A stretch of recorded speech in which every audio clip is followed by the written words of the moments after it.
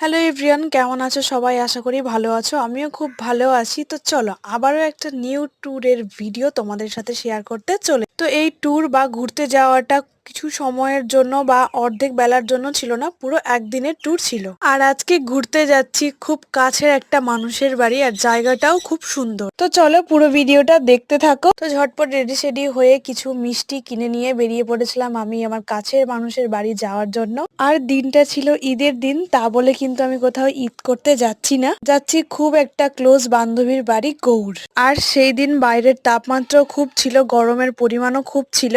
আর বাইরের অবস্থা তো দেখে বুঝতেই পারছো সূর্যি মামার তেজ কতটা হয়েছিল। আর এই হচ্ছে আমার খুব কাছের বান্ধবী রিমি, যে আমাকে তার বাড়ি আসার জন্য অনেক দিন আগে থেকে ফোর্স করছিল, কিন্তু আমার সময় হচ্ছিল না।